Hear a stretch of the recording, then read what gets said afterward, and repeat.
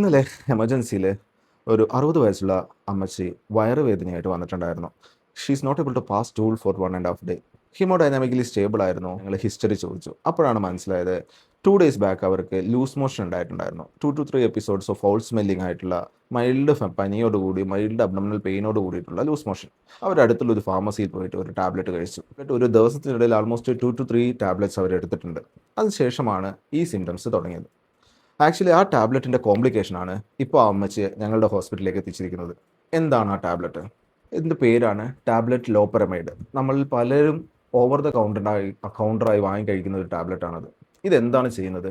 ഇത് peripheral mu opioid receptor agonist ആണ്. ഇത് ഇൻറ്റസ്റ്റൈനിലുള്ള വാളിൽ ആക്ട് ചെയ്തിട്ട് ഇൻറ്റസ്റ്റൈനിലെ വാളിൻ്റെ പെരിസ്റ്റാൾട്ടിക് ആക്ടിവിറ്റിനെ കുറയ്ക്കുകയാണ് ചെയ്യുന്നത്. അപ്പോൾ ഇൻറ്റസ്റ്റൈനിലുള്ള ഈ കണ്ടന്റ് കൂടുതൽ സമയം ഇൻറ്റസ്റ്റൈനിൽ നിൽക്കും തോറും കൂടുതൽ വാട്ടറും ഇലക്ട്രോലൈറ്റും അബ്സോർബ് ചെയ്യപ്പെടുകയും അതിൻ്റെ സ്റ്റൂളിൻ്റെ ക്വാണ്ടിറ്റി കുറയുന്നു. അപ്പോൾ സ്റ്റൂളിൻ്റെ ഫ്രീക്വൻസിയും ക്വാണ്ടിറ്റി അല്ലെങ്കിൽ വോളിയവും കുറയുന്നത് വഴി ഒരു ലൂസ് മോഷൻ കൺട്രോൾ ആയ ഒരു പ്രതീതി ഉണ്ടാക്കുകയാണ് ചെയ്യുന്നത്.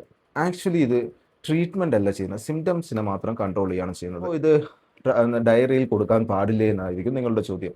കൊടുക്കാം ചില കണ്ടീഷൻസിൽ.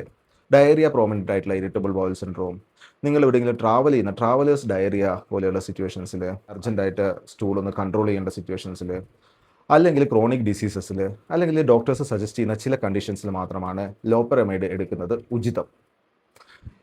എവിടെയൊക്കെയാണ് നിങ്ങൾ ലോപ്പറമൈഡ് എടുക്കാതിരിക്കേണ്ടതെന്ന് വെച്ച് കഴിഞ്ഞാൽ, എപ്പോഴെങ്കിലും ലൂസ് മോഷൻ ഉണ്ടാകുന്ന സമയത്ത് അതിൻ്റെ കൂടെ പനിയുണ്ട്, വയറ് വേദനയുണ്ട്, ലൂസ് മോഷനിൽ ബ്ലഡോ മ്യൂക്കസോ ഉണ്ട്, അല്ലെങ്കിൽ ഭയങ്കരമായ ഫൗൾ സ്മെല്ലിംഗ് ആണ്.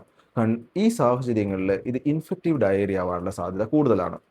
ആ സമയങ്ങളിൽ ലോപ്പറമൈഡ് എടുക്കാതെ നമ്മൾ ആ ഇൻഫെക്ഷനെ നമ്മുടെ ശരീരത്തിൽ നിന്ന് പോകാൻ സഹായിക്കുകയാണ് ചെയ്യേണ്ടത്. ലോപ്പറമൈഡ് എടുക്കുന്നത് വഴി ആ ഇൻഫെക്ഷൻ വീണ്ടും വയറിൽ തന്നെ കെട്ടിക്കിടക്കാനും കൂടുതൽ കോംപ്ലിക്കേഷനിലേക്ക് പോകാനും സാധ്യതയുണ്ട്. അപ്പോൾ നിങ്ങൾ എന്താണ് ചെയ്യുക? ഡയറിയ അല്ലെങ്കിൽ ലൂസ് മോഷൻ വന്നു കഴിഞ്ഞ് കഴിഞ്ഞാൽ നമ്മുടെ ശരീരത്തെ നല്ലോണം ഹൈഡ്രേറ്റ് ചെയ്യണം. ORS ലായനി ഉണ്ടാക്കാൻ എല്ലാവർക്കും അറിയായിരിക്കും. ORS ലായനി ഉണ്ടാക്കിയിട്ട് ഓരോ സ്റ്റൂൾ പാസ് ചെയ്യുമ്പോഴും ഒരു 2 ഗ്ലാസ്, ഓരോ വോമിറ്റിംഗ് ചെയ്യുമ്പോഴും 1 ഗ്ലാസ് വെച്ച് കുടിക്കുക. നല്ല രീതിയിൽ ബോഡിയെ ഹൈഡ്രേറ്റ് ചെയ്യുക. ലഘുവായ ഭക്ഷണങ്ങൾ, ഈസിലി ഡൈജസ്റ്റബിൾ ആയിട്ടുള്ള ഭക്ഷണങ്ങൾ കഴിക്കുക. റെസ്റ്റ് എടുക്കുക. എപ്പോഴാണ് ഡോക്ടറെ കാണേണ്ടത്?